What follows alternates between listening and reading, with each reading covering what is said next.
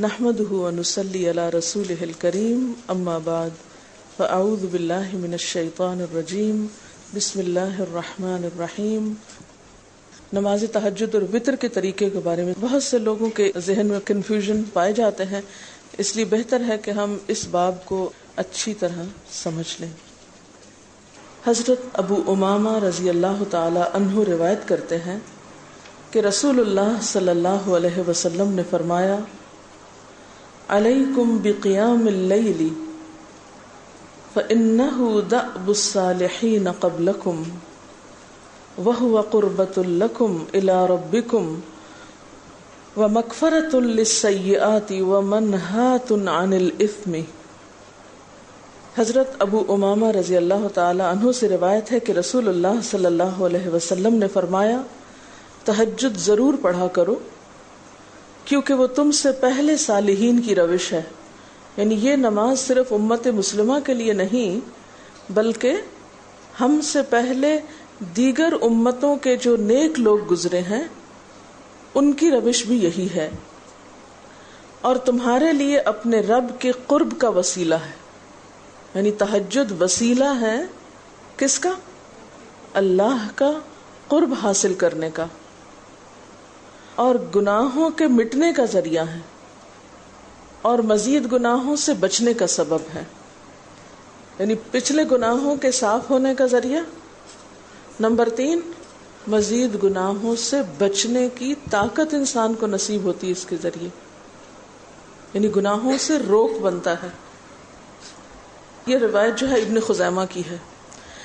حضرت ابو ہریرہ رضی اللہ تعالی عنہ روایت کرتے ہیں کہ رسول اللہ صلی اللہ علیہ وسلم نے فرمایا، اس شخص پر اللہ کی رحمت ہو جو رات کو اٹھا، پھر نماز تہجد پڑھی، پھر اپنی بیوی کو جگایا، پھر اس نے نماز پڑھی، پھر اگر عورت غلبہ نیند کے باعث نہ جاگی تو اس کے منہ پہ پانی کے چھینٹے مارے، اور اس عورت پر بھی اللہ کی رحمت ہو جو رات کو اٹھی، نماز پڑھی، اپنے شوہر کو جگایا، پھر اس نے نماز پڑھی، پھر اگر شوہر نہ جاگا تو اس کے منہ پر پانی کے چھینٹے مارے۔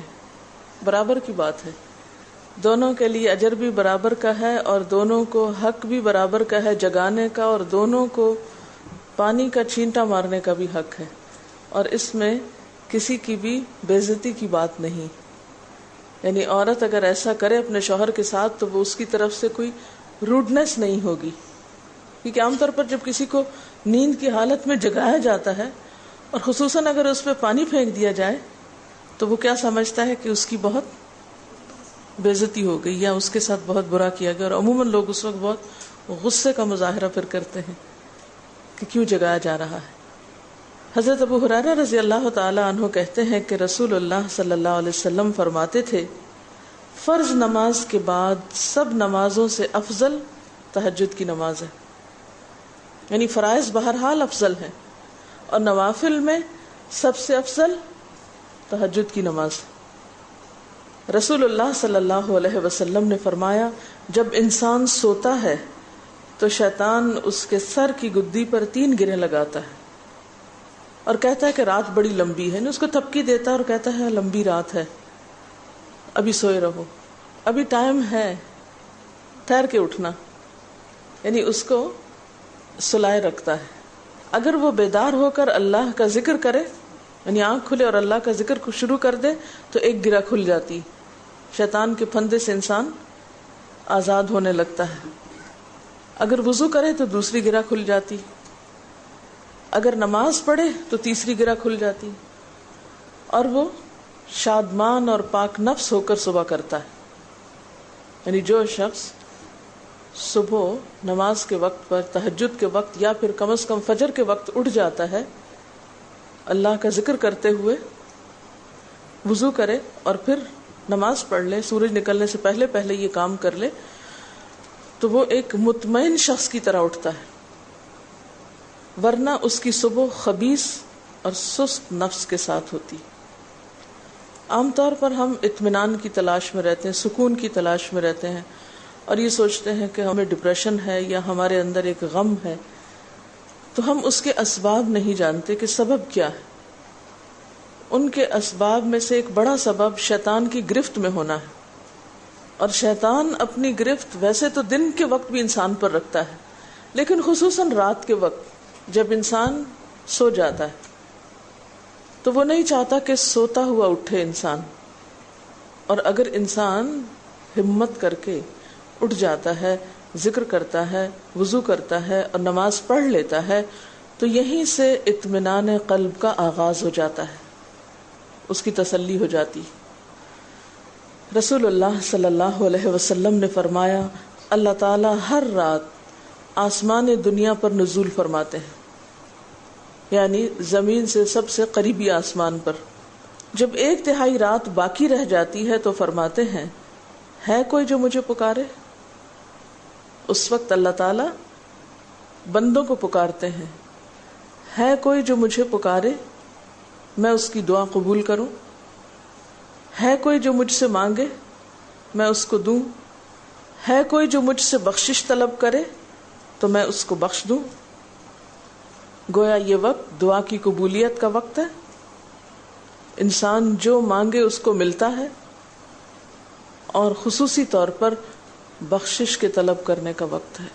جیسے قرآن پاک میں آتا ہے وَبِالْأَسْحَارِ هُمْ يَسْتَغْفِرُونَ، وَبِالْأَسْحَارِ هُمْ يَسْتَغْفِرُونَ، اور سحری کے وقت وہ استغفار کرتے ہیں. اب ہو سکتا ہے کہ آپ کہیں کہ نہیں ہم نے تو زندگی میں کوئی خاص گناہ کیے ہی نہیں، اس لیے ہمیں تو بخشش کی ضرورت ہی نہیں. بخشش مانگے گناہگار لوگ، ہم تو نیک لوگ ہیں، نیک کام کرتے ہیں، دن رات قرآن پڑھتے پڑھاتے ہیں، اس لیے ہماری تو ضرورت نہیں. نہیں، نبی صلی اللہ علیہ وسلم جن کے اگلے پچھلے سب قصور معاف کر دیے گئے تھے، وہ اتنا لمبا قیام کرتے تھے کہ ان کے قدم مبارک سوج جاتے تھے. حضرت مغیرہ فرماتے ہیں رسول اللہ صلی اللہ علیہ وسلم نے اتنا لمبا قیام کیا رات کو کہ آپ کے پاؤں سوج گئے. آپ سے سوال کیا گیا کہ آپ اتنی مشقت کیوں کرتے ہیں، اپنے آپ کو اتنا کیوں تھکاتے ہیں، حالانکہ آپ کے تو سارے گناہ معاف کر دیے گئے. آپ نے فرمایا کیا میں اللہ کا شکر گزار بندہ نہ بنوں؟ یعنی صرف گناہوں کی بخشش ہی نہیں بلکہ نعمتوں پر شکر بھی واجب ہے.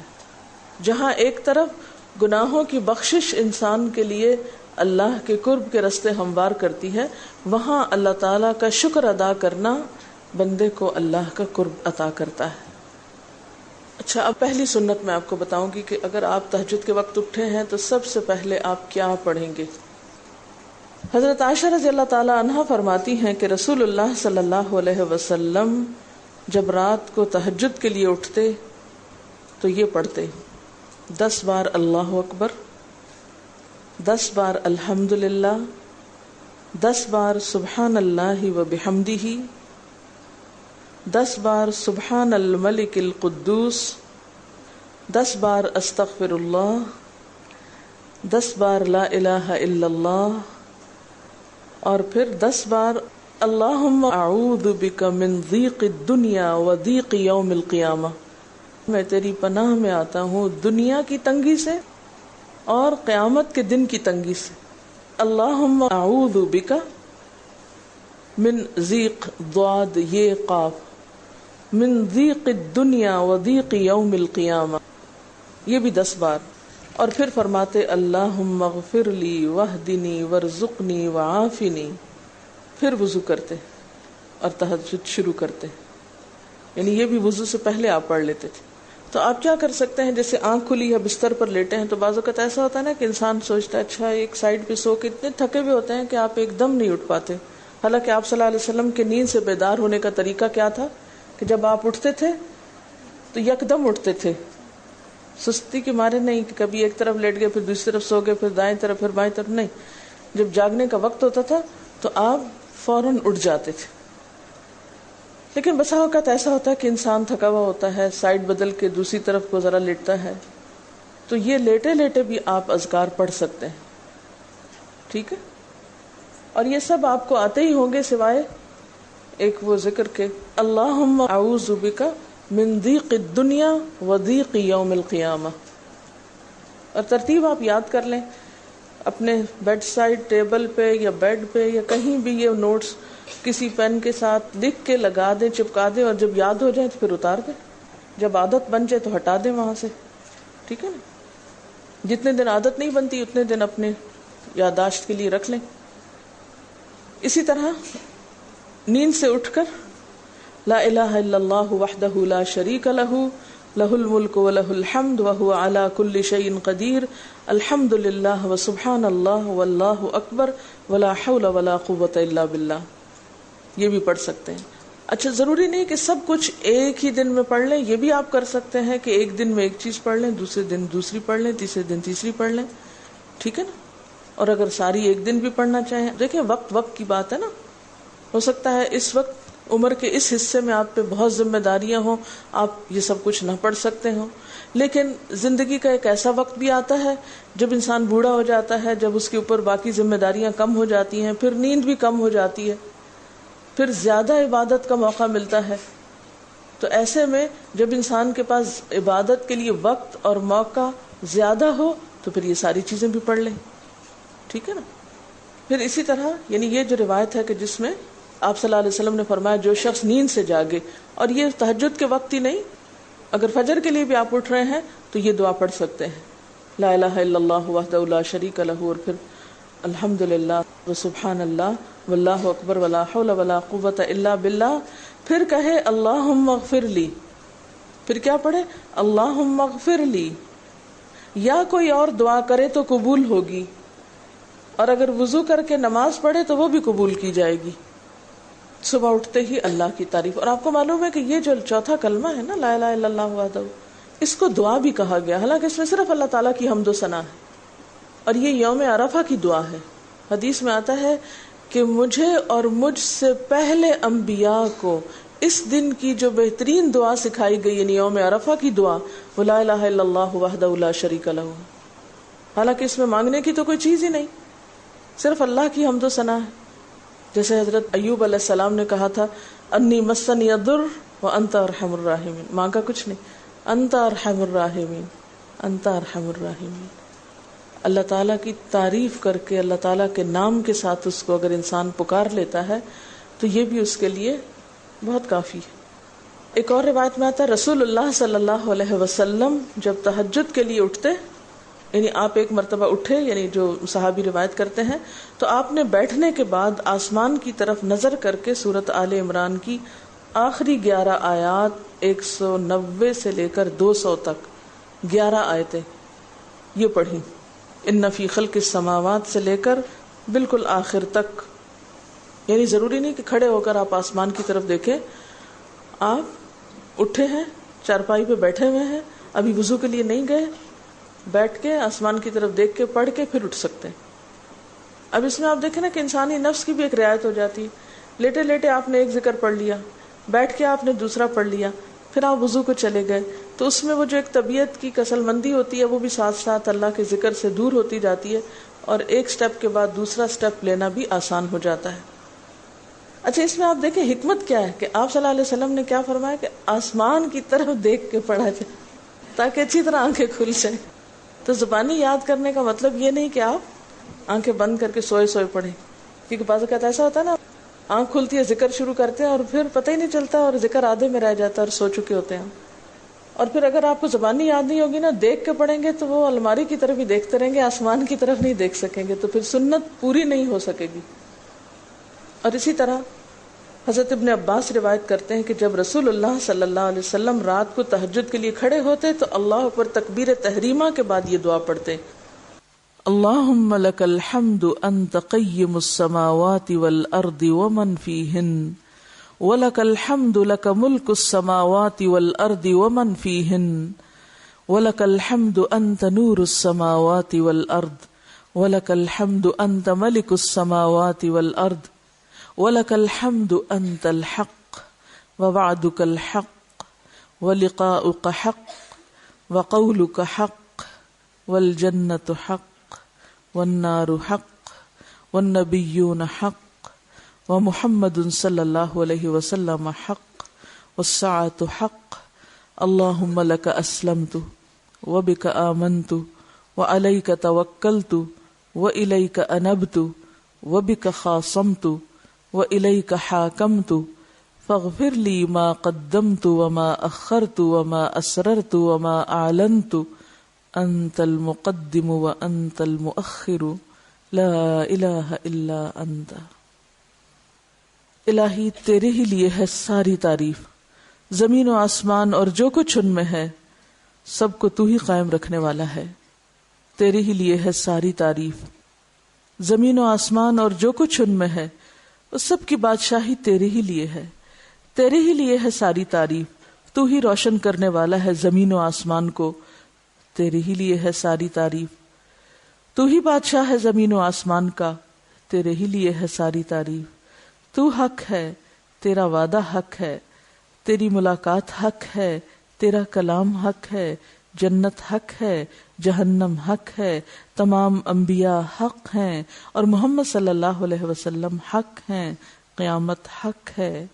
الہی میں تیرے سامنے جھک گیا، میں صرف تیرے ساتھ ایمان لایا، میں نے صرف تجھی پر بھروسہ کیا، میں نے صرف تیری طرف رجوع کیا، صرف تیری ہی مدد سے دشمنوں سے جھگڑتا ہوں، میں نے صرف تجھے ہی اپنا حاکم مانا، سو تو میرے اگلے پچھلے اور ظاہر و پوشیدہ اور جنہیں تو مجھ سے زیادہ جانتا ہے سارے کے سارے گناہ معاف کر دے۔ تو ہی آگے کرنے والا ہے، تو ہی پیچھے ڈالنے والا ہے، تیرے سوا کوئی سچا معبود نہیں ہے۔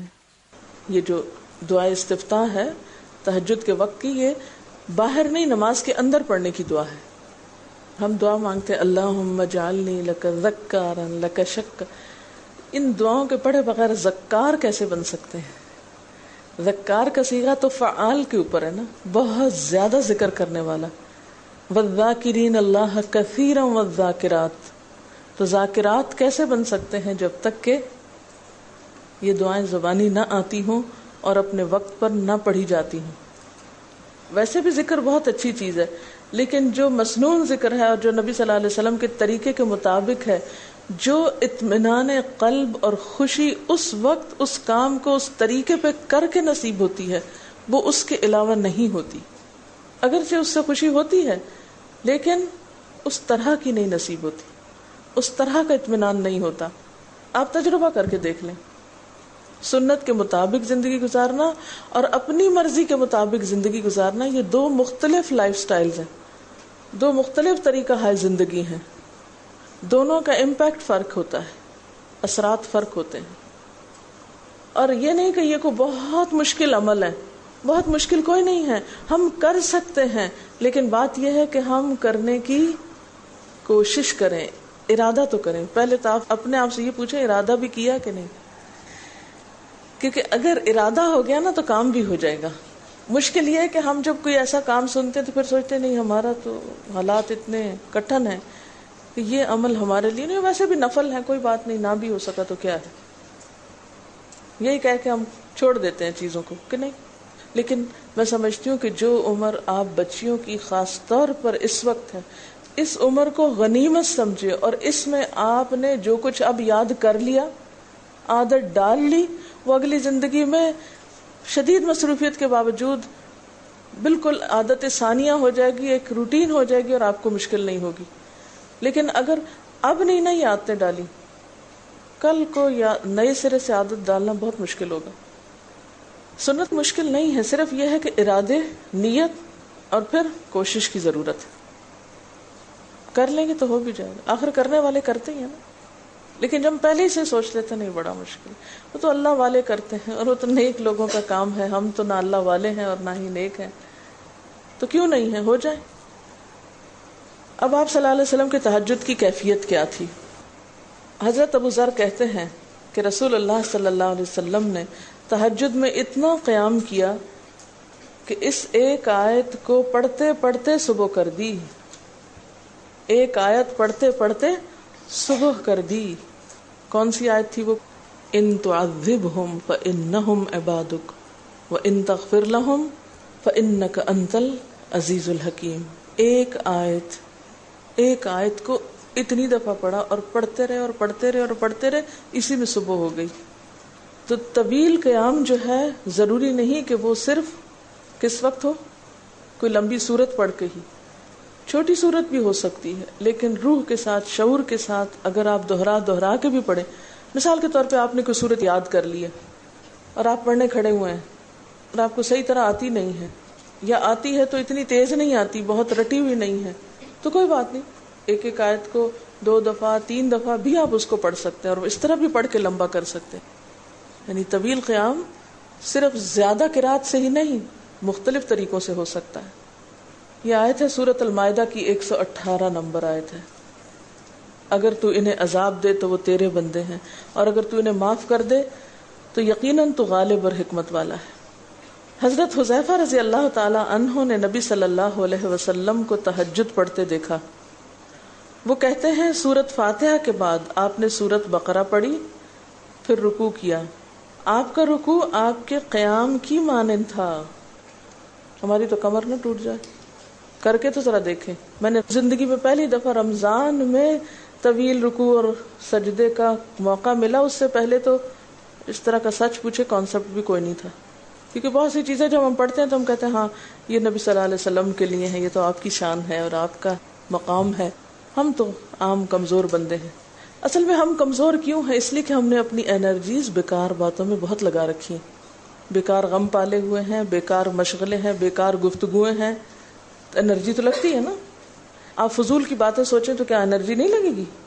آپ لایانی چیزوں پہ کڑنا شروع کر دیں، کیا انرجی نہیں لگے گی؟ لگے گی. تو پھر آپ کے پاس کوئی تعمیری مثبت کام کرنے کے لیے نہ وقت ہے نہ انرجی ہے. پھر اس وقت تک آپ خالی ہو چکے ہوتے ہیں. رات کو دیر تک آپ اگر فضول گپ شپ کرتے رہیں تو صبح اٹھے گا کون، اور پھر صبح پڑھے گا کون؟ اور اگر پڑھیں بھی تو کیا پڑھیں اس میں؟ کبھی آپ نے سوچا کہ احادیث کی یہ جو کتابیں ہیں یہ ساری کی ساری صرف آپ کی گفتگو نہیں، آپ کے عمل کا بھی احاطہ کیے ہوئے ہیں، اور ٹوٹل آپ کی گفتگو یہی ہے. اور اگر ہم اپنی گفتگو کو دیکھیں اور ہماری باتوں کی کوئی کتاب تیار ہو، نبی صلی اللہ علیہ وسلم کی عظمت کو پہچانیں. ہم اپنی گفتگو کا جائزہ لیں. اگر ہماری گفتگو بھی ریکارڈ ہو کر لوگوں کے پاس جانے لگے، لوگوں تک پہنچنے لگے، ہم عملی نمونہ کیوں نہیں لوگوں کے لیے؟ ہمیں دیکھ کر لوگوں کے عمل کیوں نہیں بدلتے؟ ہماری بات لوگوں پر اثر کیوں نہیں کرتی؟ کبھی سوچا ہم نے؟ صرف اپنی گفتگو کے آئینے میں ہی اپنے آپ کو پہچان لیں کہ ہم کہاں ہیں، کون ہیں، کہاں کھڑے ہیں، لوگوں کے بیچ میں کیا باتیں کرتے ہیں، لوگوں کے پیٹھ پیچھے کیا باتیں کرتے ہیں، کہاں کس حال میں کیا کر رہے ہوتے ہیں. ہر شخص اپنے آپ کو خود پہچان سکتا ہے. کیا واقعی ہم اس لائق ہیں کہ کوئی ہم سے کچھ سیکھے؟ صرف اپنی گفتگو کے آئینے میں خود کو پہچانے. بعض اوقات کتنا بیکار بولتے ہیں، کتنا بے مقصد بولتے ہیں، کتنا ضرورت سے زائد بولتے ہیں. اس کا یہ مطلب نہیں کہ مصنوعی خاموشی اپنے اوپر مسلط کر لیں، کیونکہ پھر ہم دوسری ایکسٹریم پہ نکل جاتے ہیں. لیکن بامقصد گفتگو کتنی ہے ہماری باتوں میں جو واقعی فائدہ مند ہو. تو پھر ذرا روک بھی لیا کریں نا اپنے آپ کو. اپنے ساتھ خود ہی محنت کریں گے تو بات بنے گی. سوچیں تو، احساس تو کریں. جب کریں گے تو انشاءاللہ کامیابی بھی ہوگی. لیکن پہلی بات تو یہ نا کہ ہم جو کچھ کرتے ہیں نہ اس کا حساب کرتے ہیں، نہ اس کے بارے میں سوچتے ہیں کہ ہم کر کیا رہے ہیں. ہمیں نیکی نہ کرنے کا موقع یا ہمارے نیکی نہ کرنے کا ایک سبب اور ایک بڑی وجہ ہماری انرجیز کا بیکار چیزوں میں استعمال ہونا ہے، فضول کی سیاست میں ملوث ہونا ہے. اپنی ذمہ داریوں کا ہمیں ہوش نہیں ہوتا، دوسروں کے کاموں میں مداخلت خوب سوچتی ہے. خود کیا کر رہے ہیں اس کا کچھ پتہ نہیں، دوسرے کیا کر رہے ہیں اس سے بہت دلچسپی، یا کیا نہیں کر رہے. بہت سے لوگ، بہت سی خواتین کمر درد کی شکایت کرتے ہیں، اور اس کی ایک بڑی وجہ نمبر 1 رکوع کا صحیح پوزیشن پہ نہ ہونا ہے، اور نمبر 2 اس پوزیشن پہ کوئی ایکسرسائز نہیں ہماری ہوتی. یہ بتا رہی ہے کہ کسی کی کمر میں درد تھا اور ٹھیک نہیں ہوتا تھا کسی چیز سے، تو ڈاکٹر نے ان کو یہ مشورہ کیا کہ طویل رکوع اور طویل سجدے کریں. بیسٹ ایکسرسائز ہے، کر کے تو دیکھیں. اور اس میں آپ دیکھیں کہ صحیح پوزیشن پہ لائیں، بالکل سٹریٹ رکھیں گردن اور کمر کو.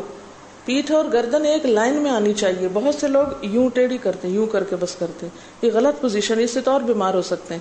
کئی لوگ سر پھینک دیتے ہیں نیچے کو، یہ بھی غلط پوزیشن ہے، اس سے بھی کام خراب ہوتا ہے. اگر آپ صحیح پوزیشن پہ رکوع لمبا کریں تو یقینی طور پہ کمر درد کا علاج ہے. پٹھے مضبوط ہوتے ہیں نا کمر کے، آپ اس کو روک کے رکھے ہوتے ہیں ایک سیدھی لائن میں. 2 فیٹ کے درمیان کا فاصلہ بھی بہت معتدل رکھے، نہ تو بہت قریب رکھے اور نہ بہت کھلا رکھے، بالکل معتدل، جس میں آپ آرام سے سکون سے کھڑے ہو سکیں اور آپ کا بیلنس قائم رہے. بیلنس کو قائم کرنا بے حد ضروری. ٹھیک ہے. حضرت حذیفہ نے نبی صلی اللہ علیہ وسلم کو تہجد پڑھتے دیکھا. وہ کہتے ہیں کہ سورۃ فاتحہ کے بعد آپ نے سورۃ بقرہ پڑھی، پھر رکوع کیا. آپ کا رکوع آپ کے قیام کی مانند تھا، یعنی جتنا لمبا قیام تھا اسی طرح رکوع تھا. پھر آپ نے رکوع سے سر اٹھایا اور کھڑے ہو گئے، اور آپ کا قوما یعنی رکوع کے بعد اٹھنے کا وقت بھی کافی طویل تھا. ہم تو بعض اوقات اٹھ کے کھڑے نہیں ہوتے کہ نیچے چلے جاتے ہیں، تو وہ بھی طویل تھا. صرف 2 رکعتیں بھی آپ ایسی پڑھ لینا کافی. اگر عام دنوں میں نہ پڑھی جائے تو ویکینڈ پہ پڑھ لیں. ہمارا تو ویکینڈ پہ لمبا سونے کا پروگرام ہوتا ہے نا، تو چلے دوبارہ سو جائیں، لیکن ہفتے میں 1 دفعہ کر لیں. اگر روز نہیں بھی کر سکتے 2 دفعہ کر لیں، ٹوائس اے ویک کر لیں. پھر آپ کا سجدہ آپ کے قومے کی مانند تھا، یعنی جتنا آپ کھڑے ہوئے تھے اتنا آپ پھر سجدہ کیا. آپ دونوں سجدوں کے درمیان اپنے سجدے کی مانند بیٹھے تھے، یعنی 2 سجدوں کے بیچ میں بھی آپ اتنی دیر بیٹھے جتنی دیر آپ نے سجدہ کیا تھا. پس آپ نے 4 رکعتوں میں سورۃ بقرہ، آل عمران، نساء اور المائدہ پڑھی. ہمیں اگر خود نہیں بھی آتی اور کوئی پڑھانے والا اتنی لمبی 1 دفعہ بھی تراویح کوئی پڑھا دے یا کوئی نفل پڑھا دے تو ہم دوسری دفعہ اس کے پاس نہ پھٹکے. تقریباً 7.25 پارے بنتے ہیں، جس کو 1 منزل کہا جاتا ہے. 1 دن کے تہجد میں آپ نے اتنا پڑھا. اور یہ تو قرآن کی قرات تھی، لیکن بیچ کے وقفوں میں تسبیحات اور اللہ کی تعریف اور حمد و ثنا اور ذکر، یہ آپ پر بس تھا. یہ وہی کر سکتا ہے جس کو واقعی اللہ سے حقیقی محبت ہو، صرف دعوے کی حد تک نہیں. میں کہتی ہوں چلے روزانہ نہ صحیح، ہفتے میں 1 بار، ہفتے میں نہیں، مہینے میں 1 بار، مہینے میں نہیں تو سال میں، رمضان میں، کسی موقع پر کچھ تو اللہ سے تعلق آئے، کچھ تو قرب پائے. ہر شخص کے بس میں نہیں کہ ہر روز ایسی عبادت کرے، کیونکہ اللہ کے رسول صلی اللہ علیہ وسلم کا بہرحال مقام کچھ اور تھا. لیکن کچھ شوق، کچھ حسرت، کچھ تو دل میں ہونا ہی چاہیے، کوئی نیت، کوئی ارادہ، کوئی عزم، اور پھر اس کے لیے کوشش. تو وقت بچے گا کچھ آپ کے پاس فالتو باتوں کے لیے، فضول چیزوں کے لیے، کچھ سوچنے کے لیے، ٹینشن کے لیے بچے گا کچھ؟ سب کچھ بھاگ جائے گا، کچھ بھی نہیں بچے گا. کیونکہ ان عبادی لیس لک علیہم سلطان، میرے بندے ان پہ اے شیطان تیرا کوئی زور نہیں چلتا. بس چلتا ہی نہیں ان پہ تیرا، سارا زور ہی ان پہ چلتا ہے جو فالتو ہوتے ہیں. فالتو ذہن جو ہوتا ہے وہ شیطان کا گھر ہوتا ہے. حضرت حذیفہ بیان کرتے ہیں کہ میں ایک رات آپ صلی اللہ علیہ وسلم کے ساتھ نفلی نماز میں شریک ہو گیا. آپ نے سورۃ بقرہ شروع کر دی. میں نے سوچا کہ آپ 100 آیات پڑھ کر رکوع میں چلے جائیں گے، مگر آپ پڑھتے گئے. میں نے خیال کیا کہ سورۃ بقرہ کو 2 رکعتوں میں پڑھیں گے، لیکن آپ پڑھتے رہے. آپ نے سورۃ بقرہ ختم کر کے سورۃ نساء شروع کر دی، پھر ختم کر کے آل عمران پڑھنی شروع کر دی، اس کو بھی ختم کر دیا. آپ نہایت آہستگی سے پڑھتے جاتے تھے. جب ایسی آیت تلاوت کرتے جس میں سبحان اللہ کہنے کا حکم ہوتا ہے، جیسے سبح بحمد رب جیسے مثال کے طور پر، تو سبحان اللہ کہتے. اگر کچھ مانگنے کا ذکر ہوتا تو سوال کرتے، اگر پناہ مانگنے کا ذکر ہوتا تو اعوذ باللہ پڑھتے. اس حدیث سے یہ بھی پتہ چلتا ہے کہ سورتوں کی ترتیب ضروری نہیں، کیونکہ آپ نے پہلے النساء پڑھی پھر آل عمران پڑھی. یہ جو ہر وقت لوگ پیچھا کیے رکھتے ہیں نا، بعض اوقات تو بہت ضد کرتے ہیں کہ آپ نے پہلی رکعت میں یہ پڑھائی تھی تو دوسری میں یہ کیوں پڑھا دی. یہ تو سنت میں ملتا ہے کہ پہلی رکعت طویل ہے دوسری کے مقابلے میں، لیکن یہ لازم نہیں کہ جو پہلی میں پڑھے اس کے بعد آگے والی صورتوں میں سے پڑھے، پیچھے والی میں سے نہیں پڑھ سکتے. پڑھ سکتے. رسول اللہ صلی اللہ علیہ وسلم نے عبداللہ بن عمرو سے کہا، مجھے بتلایا گیا ہے کہ تم ساری رات نفل پڑھتے اور دن کو روزہ رکھتے ہو. اگر تم ایسا کرو گے تو تمہاری آنکھ کمزور اور طبیعت سست ہو جائے گی. یعنی ہر روز روزہ اور ہر رات جگراتا، تمہاری جان اور تمہارے بال بچوں کا بھی تم پر حق ہے. اس لیے روزہ رکھو اور افطار بھی کرو اور رات کو قیام کرو اور سو بھی. یعنی ساری رات تہجد پڑھنا یا نفل پڑھنا پسندیدہ نہیں ہے، رات کو سونا بھی پسندیدہ ہے. ہمارے ہاں 27ویں رات کو پوری رات جاگنا لازم سمجھا جاتا ہے، تو نبی صلی اللہ علیہ وسلم سے کوئی رات بھی پوری کی پوری جاگنا ثابت نہیں. کیونکہ اگر انسان صرف جاگتا ہی جاگتا چلا جائے تو وہ آسان ہوتا ہے، ایک دفعہ سو کے پھر اٹھنا جو ہے نا وہ اصل میں نفس کا امتحان ہوتا ہے، وہ مشکل ہوتا ہے. اسی طرح نبی صلی اللہ علیہ وسلم 3 دن سے کم میں قرآن مجید ختم کرنا پسند نہیں فرماتے تھے. آپ نے حضرت عبداللہ بن عمرو سے فرمایا کہ 1 ماہ میں پورا کر لو. انہوں نے عرض کی میں اس سے زیادہ تلاوت کی طاقت رکھتا ہوں، تو فرمایا 20 دن میں کر لو. ان کا میں اس سے زیادہ کی طاقت رکھتا ہوں، فرمایا 7 دن میں ختم کر لیا کرو، اس سے زیادہ کی اجازت نہیں. یعنی وہ ایک منزل کر کے. صحابہ کرام چونکہ اس زمانے میں مصحف اس طرح تھوڑی چھپے ہوئے تھے کہ کتابوں کی شکل میں ہوں، جو قرآن تھا لوگوں کے سینوں میں تھا، یاد کیے ہوئے تھے. اور وہ یاد کیا ہوا کہیں صبح کے وقت الگ بیٹھ کے نہیں پڑھا کرتے تھے. وہ کہاں پڑھتے تھے؟ تہجد میں نماز کے اندر پڑھا کرتے تھے. اب یہ تو ہم لوگوں کی مشکل ہوگی نا کہ ہمیں آتا کچھ نہیں زبانی، تو پھر ہم دیکھ کے پڑھتے ہیں تو نماز میں پھر وہ مشکل ہوتا ہے، تو الگ رکھ کے پھر اس کو پڑھ رہے ہوتے ہیں. ٹھیک ہے، لیکن زیادہ بہترین پڑھنا نماز کے اندر کا پڑھنا ہے. اگرچہ دیکھ کے پڑھنے کی اس میں بھی اجازت ہے، لیکن ان کی چونکہ شدید حرص تھی حضرت عبداللہ بن عمر کی، تو آپ نے ان کو 3 دن کی پھر اجازت دے دی تھی. اور آپ نے فرمایا کہ اس شخص کو قرآن کی کچھ سمجھ نہیں ہو سکتی جو 3 سے بھی کم دن میں قرآن پڑھے. نبی صلی اللہ علیہ وسلم نے فرمایا جو شخص رات کے نوافل میں 200 آیات تلاوت کرتا ہے وہ اطاعت گزار مخلص لوگوں میں شمار ہوتا ہے. انہ من عبادنا المخلصین، وہ آتا ہے نا قرآن پاک میں انبیاء کی صفت میں سے. تو جو شخص رات کو نماز میں یعنی نفل میں 200 آیات تک تلاوت کرتا ہے وہ اطاعت گزار مخلص بندوں میں شمار ہوتا ہے. اور سنن دارمی میں واضح طور پر آتا ہے کہ نبی صلی اللہ علیہ وسلم ساری رات نوافل نہیں پڑھا کرتے تھے. اب آتا ہے وتر کا طریقہ. رسول اللہ صلی اللہ علیہ وسلم کا وتر پڑھنے کا طریقہ جو عام طور پر تھا، اس کے بارے میں حضرت عائشہ فرماتی ہیں کہ نبی صلی اللہ علیہ وسلم نماز عشاء سے فجر تک 11 رکعتیں پڑھتے، یعنی تہجد کی رکعتیں جو تھی وہ کتنی تھی؟ 11 رکعتیں. ہر 2 رکعتوں پہ سلام پھیرتے اور 1 رکعت وتر پڑھتے، یعنی 10 رکعتیں پڑھنے کے بعد 1 رکعت الگ سے پڑھتے. رسول اللہ صلی اللہ علیہ وسلم نے ہمیں بھی یہی تعلیم دی. چنانچہ ابن عمر سے روایت ہے کہ رسول اللہ صلی اللہ علیہ وسلم نے فرمایا رات کی نماز 2 رکعتیں ہیں. صلاۃ اللیل مثنی، یہ بخاری کی روایت ہے.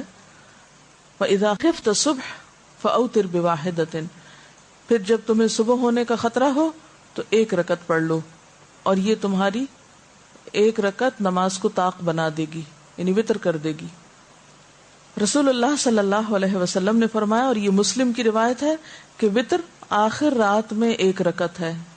بیسیکلی وتر عشاء کے ساتھ نہیں ہے، وتر عشاء کی نماز کا حصہ نہیں ہے، وتر رات کی آخری نماز ہے، یعنی تہجد کا حصہ ہے بنیادی طور پر.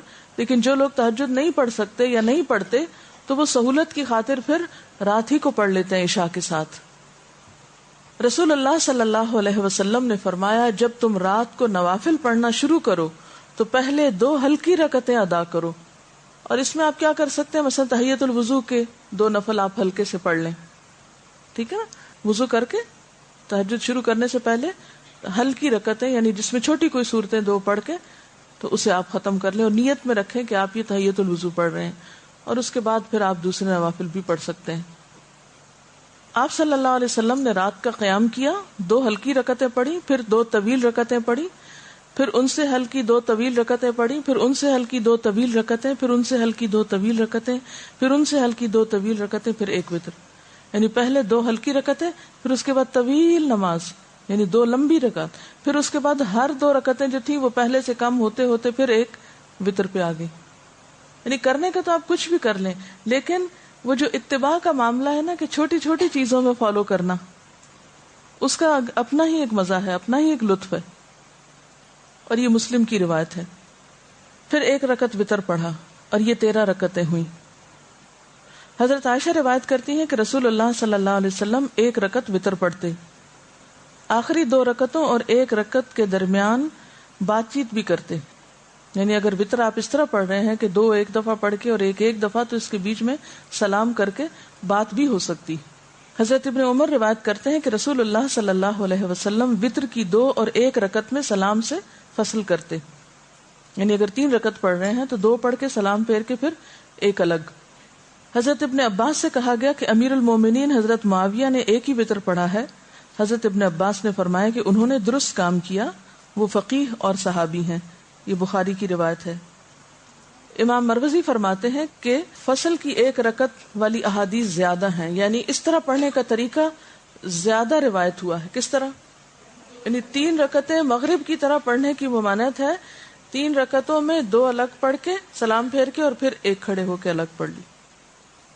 حضرت عائشہ فرماتی ہیں کہ رسول اللہ صلی اللہ علیہ وسلم رات کو کبھی 7 کبھی 9 کبھی 11 رکعتیں پڑھتے تھے۔ یہ فرق کیوں ہے؟ کبھی 7 پڑھی تو مطلب کیا ہے؟ 6 نفل ہوئے اور 1 وتر ہوا، کبھی 9 تو 8 کے بعد 1، کبھی 11 یعنی 10 کے بعد 1۔ ایسا کیوں تھا؟ ہمیشہ 1 نمبر کیوں نہیں رکھا؟ ایک تو اس میں یہ کہ وسعت ہے، کوئی ایک لگی بندی روٹین نہیں۔ دوسری بات یہ کہ یہ بھی یاد رہے کہ نوافل میں فرض کے درجے میں گنتی نہیں پوری کریں گے آپ۔ اب فرض جیسے 4 رکعتیں ہیں تو آپ کبھی یہ نہیں کر سکتے کبھی 3 پڑھ لی، کبھی 2 پڑھ لی، کبھی 1 پڑھ لی، کبھی 4 پڑھ لی، کبھی 5 پڑھ لی، یہ نہیں کر سکتے۔ 4 فرض ہے تو 4 ہی پڑھیں گے، ٹھیک ہے نا، 3 نہیں کر سکتے۔ لیکن تہجد جو ہے وہ نفل نماز ہے، تو اس میں یہ بھی روایت میں آتا ہے کبھی آپ بیمار ہوتے تو بیٹھ بھی جاتے تھے، ٹھیک ہے۔ حضرت ابو ایوب روایت کرتے ہیں کہ رسول اللہ صلی اللہ علیہ وسلم نے فرمایا وتر ہر مسلمان پر حق ہے، بس جو شخص 5 رکعات وتر پڑھنا چاہے تو 5 رکعات پڑھے، جو 3 پڑھنا چاہے وہ 3 پڑھے، جو 1 پڑھنا چاہے وہ 1 پڑھے۔ یہ ابو داؤد کی روایت ہے، یعنی اس میں بھی وسعت ہے، زیادہ اور کم دونوں میں چوائس ہے، کر سکتے ہیں۔ رسول اللہ صلی اللہ علیہ وسلم رات کو کل 13 رکعت پڑھتے، ان میں 5 رکعت وتر پڑھتے تھے، اور ان 5 وتروں میں کسی رکعت میں تشہد کے لیے نہ بیٹھتے مگر آخر میں۔ یہ صحیح مسلم کی روایت ہے۔ یہ طریقہ بھی آپ سے معلوم ہوتا ہے، یعنی 2 طریقے پتہ چلے نا، ایک تو یہ کہ 2 پڑھ کے اور آخری رکعت 1 الگ، ٹھیک ہے۔ دوسرا کیا ہے کہ 2 پڑھ کے مثلاً 6 پڑھ لی اور اس کے بعد 5 رکعتیں مسلسل بغیر بیچ میں اتحیات پڑھے، ٹھیک ہے۔ تو آپ 5 یا 7 یا 3 یا 9 اگر وتر کی نیت سے پڑھ رہے ہیں تو پھر آپ کس طرح پڑھیں گے؟ بغیر اتحیات پڑھے، رکعت پہ رکعت پڑھتے پڑھتے بس آخری دفعہ اتحیات پڑھیں گے۔ اور آپ یہ بھی کر سکتے ہیں کہ 2 کر کے اور آخر میں 1 الگ پڑھ لیں، یعنی دونوں طریقے درست ہیں۔ حضرت عائشہ سے روایت ہے کہ رسول اللہ صلی اللہ علیہ وسلم پہلی رکعت وتر میں سبح اسم ربک الاعلی، دوسری میں قل یا ایھا الکافرون، اور تیسری میں قل ھو اللہ احد پڑھا کرتے تھے۔ نبی صلی اللہ علیہ وسلم نے فرمایا 1 رات میں 2 بار وتر پڑھنا جائز نہیں۔ یہ ابو داؤد کی روایت ہے۔ رسول اللہ صلی اللہ علیہ وسلم نے فرمایا 3 وتر نہ پڑھو، 5 یا 7 وتر پڑھو اور مغرب کی مشابہت نہ کرو۔ یعنی یہ 3 نہ پڑھو کا مطلب یہ نہیں کہ 3 پڑھ ہی نہیں سکتے، اس سے مراد یعنی مغرب کی طرح 3 نہ پڑھو۔ مغرب میں کیا ہوتا ہے 2 پڑھ کے اتحیات بیٹھ کے پھر بغیر سلام پھیرے ہم کھڑے ہو جاتے ہیں، پھر تیسرا ساتھ ہی پڑھ لیتے ہیں۔ تو اس میں یہ کہ اگر 3 آپ نے اکٹھی پڑھنی ہے تو بیچ کا اتحیات نہ پڑھے، تینوں اکٹھی پڑھ لیں، مراد یہ۔ نبی صلی اللہ علیہ وسلم نے فرمایا جو شخص آخر رات میں نہ اٹھ سکے تو وہ اول شب میں وتر پڑھ لے، ٹھیک ہے، اور جو آخر رات اٹھ سکے وہ آخر رات وتر پڑھے، کیونکہ رات کی آخری نماز وتر ہے۔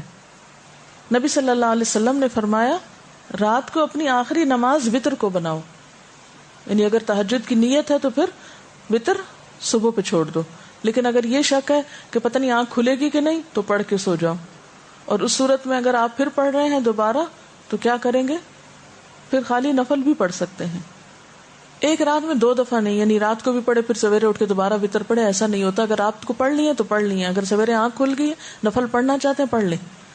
بعض لوگ اس میں یہ بھی سجیسٹ کرتے ہیں، جس کی میرے پاس ابھی دلیل کوئی نہیں ہے لیکن سنا ہے میں نے اسی طرح، کہ اگر آپ رات کو وتر پڑھ کے سو گئے تو صبح اٹھ کے پہلے 1 رکعت الگ پڑھ لیں۔ وہ کیا ہوگی رات کی نماز کو طاق کر دے گی، پھر دو پڑھ لیں، پھر آخر میں ایک پڑھ لیں. لیکن اس کی میرے پاس دلیل نہیں ہے سنت سے کوئی. میں نے اس طرح کسی عالم کو کہتے ہوئے سنا تھا، لیکن بہرحال اب آپ پریشان ہو رہے ہوں گے کہ یہ تو سب کنفیوژن ہو گئی. اسی کنفیوژن سے بچانے کے لیے تو ہمیں ایک آسان طریقہ بتا دیا گیا ہے جو ہماری درسی، نصابی، سب نماز کے طریقوں کی کتابوں میں لکھا ہوا ہے، 3 وتر پڑھنے کا طریقہ، اور ہم کھٹ سے پڑھ کے فارغ ہو جاتے ہیں. کوئی نہ پریشانی ہے نہ کچھ.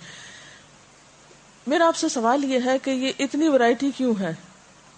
اب جیسے آپ صلی اللہ علیہ وسلم کی جو دعائے استفتاح تھی اس کی کئی ورژنز ملتے ہیں، ہم تو ایک ہی پڑھتے ہیں، سبحانک اللہم و بحمدک تبارک اسمک. کیوں؟ کیا حکمت ہے؟ بنیادی بات یہ کہ جب انسان صرف ایک لگے بندے گھسے پٹے طریقے سے ایک کام سالوں سال کرتا جاتا ہے تو اس کا نتیجہ کیا ہوتا ہے؟ مشین بن جاتا ہے. کوئی اس میں شعور نہیں باقی رہتا، کوئی اس میں سوچ سمجھ کا عمل دخل نہیں رہتا. بس آنکھیں بند کی بھی، اٹھے ہوئے نماز پڑھ رہے، آنکھیں نہیں کھول رہے اول سے آخر تک، اور کچھ یاد نہیں کہ کیا پڑھا. وہی قل ہو اللہ پڑھی اور بس بات ختم. نماز جو ہے اللہ تعالیٰ سے ایک شعوری تعلق کا نام ہے، اور اس شعوری تعلق میں اگر آپ ایک دن ایک طریقہ کریں، دوسرے دن دوسرا، تیسرے دن تیسرا، تو اس سے کیا ہوگا فائدہ؟ کہ ایک نیا پن باقی رہے گا، تمام سنتیں بھی زندہ رہیں گی. آپ دیکھیں کہ ایک تو یہ ہو سکتا تھا کہ ہمیں بس ایک ہی طریقہ بتا دیا جاتا اور پھر ہم ایک ہی کے ساتھ چپک کے رہ جاتے، اور اس کا نتیجہ عام طور پر کیا ہوتا ہے کہ نمازیں بے روح ہونے لگتی. اور ایک یہ ہے کہ جو کچھ آپ نے کیا وہ سب بتایا جائے جو واقعی صحیح احادیث کے ساتھ، اوتھینٹک سورسز کے ساتھ موجود ہے. یعنی یہ سب چیزیں آپ جا کے بخاری، مسلم، ابو داؤد کی کتابوں میں، کتاب الصلاۃ میں خود بھی چیک کر سکتے ہیں. اگر آپ کے پاس یہ کتاب ہے نا جو میں آپ کو بتا رہی ہوں، آپ خود بھی پڑھ سکتے ہیں. ٹھیک ہے؟ کیونکہ عام طور پر جب اس طرح کی باتیں بتائی جاتی تو کوٹ کیا جاتا ہے فلاں کہتی ہیں، وہ سب کچھ میرے نام لگ جاتا ہے، حالانکہ یہ میں نہیں کہتی، یہ موجود ہے کتابوں کے اندر، یہ آپ نے کبھی پڑھا نہیں اس لیے پتہ ہی نہیں تو نیا لگتا ہے. تو یہ سب بتانے کا مقصد کیا ہے کہ اتنی نمازیں آپ پڑھتے تھے، ہر موقع کی نماز، جتنے بھی خاص کوئی اوکیزن آپ کہنے کو کہہ سکتے ہیں، تو ان میں پھر جب آپ نے قرات کے انداز مختلف اختیار کیے، جیسے تہجد کے بارے میں آتا ہے، کبھی سری قرات کی، کبھی جہری کی، کبھی ایک ہی آیت ساری رات پڑھتے رہے، کبھی 2 رکعتوں میں سورۃ النساء سے لے کر المائدہ تک چلتے گئے، 7.5 پارے چلے گئے. یہ سب کچھ کس لیے؟ تاکہ نماز کے اندر ایک جان رہے. کیا یہ ایک حقیقت ہے؟ آپ اگری کریں گے کہ انسان روٹین کا عادی ہو کر ملل کا شکار ہو جاتا ہے، جس کو عام زبان میں بوریت کہتے ہیں. ہوتا ہے نا. اب مثال کے طور پر رکوع کے اذکار ہیں، پتہ شاید آپ کو بھی کہیں پڑھے ہی ہوں، لیکن میں نے جب ان کو ٹرائی کیا، یقین کریں نماز میں ایسا لطف آیا مجھے، کیونکہ ہمیشہ ہم پڑھتے سبحان ربی العظیم، سبحان ربی العظیم، سبحان ربی العظیم، بس ایک ہی چیز آتی ہے. زیادہ سے زیادہ ایک اور دعا ہم نے سیکھی ہوئی ہے، سبحانک اللہم ربنا و بحمدک اللہم اغفر. اس کے علاوہ میں تو نہیں کچھ اور پڑھتی تھی، کہیں ادھر ادھر پڑھا بھی تو اتنا دھیان نہیں دیا. لیکن جب سے مجھے یہ حقیقت سمجھ میں آئی کہ اگر بدل بدل کے چیزیں پڑھے تو نماز میں ایک روح پیدا ہوتی ہے، تو میں نے کل ہی یہ ٹرائی کیا، سبوح قدوس رب الملائکۃ والروح، تو ایک عجیب لطف نماز میں محسوس ہوا. تو پہلی تو وہی تسبیح ہے جو سبحان ربی العظیم کی ہے، دوسری وہ جو ابھی میں نے آپ کو سنائی، سبحانک اللہم ربنا و بحمدک اللہم اغفر لی، تیسری ہے سبوح قدوس رب الملائکۃ والروح. اور یہ مسند احمد میں بھی ہے، نسائی میں بھی، ابو داؤد میں بھی ہے، مسلم میں بھی، یعنی کتنی کتابوں نے اس کو روایت کیا. پھر اسی طرح 6 حدیث کی کتابوں میں روایت ہوئی ہے یہ دعا رکوع کی، اللہم لک رکعت وبک آمنت ولک اسلمت خشع لک سمعی وبصری ومخی وعظمی وعصبی. اے اللہ، میں نے تیرے لیے رکوع کیا، تجھ پر ایمان لایا، تیرے لیے اسلام لایا، جھکے ہوئے ہیں تیرے لیے میرے کان اور میری آنکھیں اور میرا دماغ اور میری ہڈیاں اور میرے اعصاب، سب کچھ تیرے آگے جھکا ہوا ہے. وہ جو 5 منٹ کا رکوع ہے اس میں اگر آپ یہ بار بار تسبیح کریں، پھر آپ دیکھیں اپنی کیفیت کہ یا اللہ تیرے آگے جھکا ہوا، میری ہڈیاں بھی جھکی ہوئی ہیں، میرے اعصاب بھی جھکے ہوئے ہیں، میرا سر بھی جھکا ہوا ہے، میری تمام چیزیں تیرے آگے جھکی ہوئی ہیں. تو انشاءاللہ نمازوں میں انشاءاللہ یقینی خشوع پیدا ہوگا. پھر اسی طرح سبحانک و بحمدک لا الہ الا انت، ایک اور تسبیح یہ ہے، سبحانک و بحمدک لا الہ الا انت.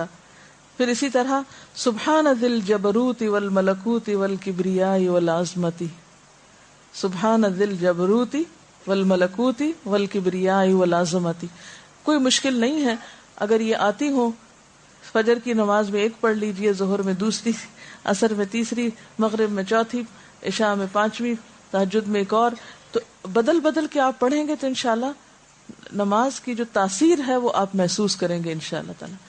پھر اسی طرح رکوع سے کھڑے ہونے کے اذکار ہیں. سمع اللہ لمن حمدہ، اللہم ربنا لک الحمد، ربنا ولک الحمد، ربنا لک الحمد ملء السماوات وملء الارض وملء ما بینہما وملء ما شئت من شیء بعد.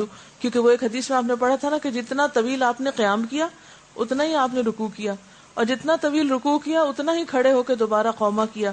اب کھڑے ہو کر کتنی دفعہ آپ کہیں گے سمع اللہ لمن حمدہ، سمع اللہ لمن حمدہ، اس سے تو بات نہیں بنے گی. لیکن جب آپ ذرا اور بہتر طریقے سے حمد و ثنا کریں گے، ربنا ولک الحمد ملء السماوات وملء الارض وملء ما بینہما من شیء بعد اہل الثناء والمجد احق ما قال العبد وکلنا لک عبد اللہم لا مانع لما آتیت ولا معطی لما منعت ولا راد لما قضیت ولا ينفع ذا الجد منک الجد. یہ مسلم میں، نسائی میں اور ابو داؤد میں روایت ہوئی ہے. تو حدیث کے خزانوں میں یہ بہت سی چیزیں موجود ہیں، لیکن ہم تک نکل کر آئی نہیں. پھر ہم نے ان سنتوں کو زندہ نہیں کیا، ان کو پڑھا نہیں. تو ضرورت ہے کہ تھوڑی تھوڑی بھی کوشش انشاءاللہ آپ کرتے رہیں گے، اسپیشلی ینگ گرلز. اب جو چیزیں زندگی میں داخل ہو جائیں گی وہ اگلی زندگی میں سہولت کے ساتھ آپ کر پائیں گے. پھر اسی طرح دعائے قنوت کے 2-3 صیغے، پھر اسی طرح سجدے کی دعائیں. سجدے کی دعاؤں میں بھی اسی طرح یہ جو رکوع کے ہیں ان کے علاوہ اللہم انی اعوذ برضاک من سخطک وبمعافاتک من عقوبتک واعوذ بک منک لا احصی ثناء علیک انت کما اثنیت علی نفسک. تو یہ سب گر ہیں یا نسخے ہیں اللہ تعالیٰ سے تعلق اور محبت بڑھانے کے. پھر اسی طرح ہم جو اتحیات کے بعد جو دعائیں پڑھتے ہیں اس میں بھی رب جعلنی والی صرف ایک ہی یاد کرتے ہیں. اس میں بھی 2-3 صیغے جو ہیں وہ مسنون کتابوں سے ثابت ہیں.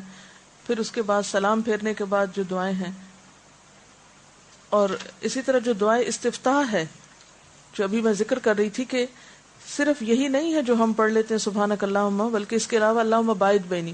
یہ بھی دیکھا گیا جن کو اللہم باعث بینی آتا بس وہ پھر اس پہ اٹک جاتے ہیں، اس سے آگے نہیں. اس میں وجہت وجہی للذی فطر السماوات والارض والی دعا بھی ہے. پھر اسی طرح بخشش کی دعا اور اللہم رب جبرائیل و میکائیل، یہ تہجد کی نماز میں استفتاح کی دعا. میں سوچتی ہوں کہ اگر پڑھتے نہیں بھی ہے تو پتہ تو ہو، کیا ایسے ہی دنیا سے چلے جائیں گے کہ اتنی بھی پہچان نہ ہو کہ اللہ کے رسول صلی اللہ علیہ وسلم نے کس کس انداز اور کس کس رنگ میں اپنے رب کو پکارا. کتنے بے خبر ہیں آپ اپنے محبوب سے، یعنی نبی صلی اللہ علیہ وسلم سے محبت کا دعویٰ ہمیں سب کو ہے لیکن ان کی پہچان نہیں ہے. کیا کرتے تھے وہ؟ ساری گفتگو کا خلاصہ کیا ہے؟ نفل نمازوں میں سب سے افضل تہجد کی نماز ہے. فائدہ بتائیے. قرب کا ذریعہ ہے، گناہوں کو مٹانے کا ذریعہ ہے، اور اگلے گناہوں سے بچانے کا ذریعہ ہے. یہ حدیث سے پتہ چلتا ہے. اور پچھلے صالحین کی بھی روش رہی ہے. اطمینان قلب نصیب ہوتا ہے. کیسے؟ شیطان جو انسان کی گدی پر سر پہ 3 گریں لگاتا ہے، یعنی اس کے دماغ کو جکڑتا ہے ایک طرح سے، وہ کھل جاتی ہیں گرہیں جب انسان صبح اللہ کا ذکر کرتا ہے، وضو کرتا ہے، نماز پڑھتا ہے، تو ایک اچھے نفس کے ساتھ اپنے دن کا آغاز کرتا ہے. ورنہ خبیث نفس کے ساتھ اور سست نفسی کے ساتھ انسان دن کا آغاز کرتا ہے. رات کا جب 1/3 حصہ باقی رہ جاتا ہے تو اللہ تعالیٰ آسمان دنیا پہ نزول فرماتے ہیں اور پکارتے ہیں اپنے بندوں کو. کیا کہتے ہیں؟ ہے کوئی دعا مانگنے والا کہ میں اس کی دعا قبول کروں. یہ وقت جو ہے رات کا آخری وقت دعاؤں کی قبولیت کا وقت ہے، اور اس میں خصوصی طور پر قرآن سے کیا پتہ چلتا ہے کون سی دعا سب سے زیادہ پڑھنے کا وقت ہے؟ استغفار. دیکھیں استغفار نہیں ہوتا، باب استفعال کے وزن پر ہے استغفار. استغفار یعنی تہجد کی دعاؤں میں خصوصی دعا جو قرآن سے ثابت ہے وہ کیا ہے؟ وَبِالْأَسْحَارِ هُمْ يَسْتَغْفِرُونَ. اور اس کے علاوہ تہجد شکر گزاری کا ذریعہ ہے. افلا اکون عبدا شکورا. اس شخص پر اللہ کی رحمت ہوتی ہے خاص جو خود اٹھتا ہے اور اپنی بیوی کو جگاتا ہے اور نہ جاگے تو پانی کے چھینٹے مارتا ہے، اور اس عورت پر بھی اللہ کی رحمت ہوتی ہے جو اٹھتی ہے اور پھر شوہر کو اٹھاتی ہے اور نہ اٹھے تو پانی کے چھینٹے مارتی ہے۔ یہ تو تھے فضائل، ٹھیک ہے۔ اب یہ ہے کہ تہجد کے وقت اٹھ کر کیا کیا کریں گے۔ نمبر 1، اللہ کا ذکر کریں گے۔ تو ذکر میں کون کون سے ذکر؟ پہلا ذکر اللہ اکبر 10 بار، 10 بار الحمدللہ، 10 بار سبحان اللہ و بحمدہ، 10 بار سبحان الملک القدوس، 10 بار استغفر اللہ، 10 بار لا الہ الا اللہ، 10 بار اللہم اعوذ بک من ضیق الدنیا و ضیق یوم القیامہ۔ یہ ہے ذکر اٹھتے ہی کرنے کا۔ اور پھر اس کے بعد کیا کرنا ہے؟ وضو سے پہلے آل عمران کی آخری 11 آیات، اور اس کے بعد چوتھا کلمہ۔ چوتھا کلمہ پڑھنے کے بعد اگر کوئی اللہم اغفر لی کہتا ہے تو کیا فائدہ بتایا گیا اس کا؟ اس کو بخش دیا جاتا ہے۔ اور اگر وہ نماز پڑھتا ہے اس کے بعد یعنی تہجد کی، تو اس کی نماز بھی قبول کی جاتی ہے۔ تہجد کی دعائے استفتاح کیا ہے؟ تہجد کی دعائے استفتاح، ایک تو ہر نماز کی دعائے استفتاح ہے نا، سبحانک اللہم و بحمدک و تبارک اسمک۔ تو تہجد کی اللہم لک الحمد انت قیم السماوات والارض ومن فیہن آخر تک۔ اس کے بعد آپ کے قیام اور رکوع اور سجود اور قومہ اور جلسہ استراحت، 2 سجدوں کے بیچ میں جلسہ، یہ کیسے ہوتے تھے؟ آپ کی قرات تہجد میں کیسی تھی؟ ایک طریقہ یہ ملتا ہے کہ ایک مرتبہ ایک آیت پڑھتے پڑھتے صبح کر دی، اور دوسرا طریقہ کیا ملتا ہے؟ سورۃ بقرہ، سورۃ آل عمران، سورۃ النساء اور سورۃ مائدہ تقریباً 7.25 پارے۔ دوسری روایت میں یہ بات پتہ چلتی ہے۔ اور وہ شخص کس میں لکھ لیا جاتا ہے جو 200 آیات پڑھ لے؟ اطاعت گزار مخلص لوگوں میں۔ اس سے ایک نئی بات یہ پتہ چلتی ہے کہ آپ نے سورۃ بقرہ کے بعد النساء شروع کر دی اور آل عمران بعد میں پڑھی، جس سے یہ پتہ چلتا ہے کہ سورتوں کی ترتیب کا ہونا لازم نہیں۔ قیام اللیل الگ ہے، وتر الگ ہے۔ آپ اگر قیام اللیل 4 رکعت پڑھنا چاہتے ہیں اور 5 رکعت وتر پڑھنا چاہتے ہیں تو آپ ایسے بھی کر سکتے ہیں۔ اگر قیام اللیل کے 8 پڑھنا چاہتے ہیں اور 3 وتر پڑھنا چاہتے ہیں تو یہ بھی ٹھیک ہے۔ وتر وتر ہے، نفل نفل ہے، یعنی وتر ایک سیپریٹ نماز ہے، الگ نماز ہے۔ جو چاہے 5 پڑھ لے ایٹ اے اسٹریچ، جو 3 پڑھنا چاہے 3 پڑھ لے ایٹ اے اسٹریچ، جو 1 پڑھنا چاہے 1 پڑھ لے، ٹھیک ہے۔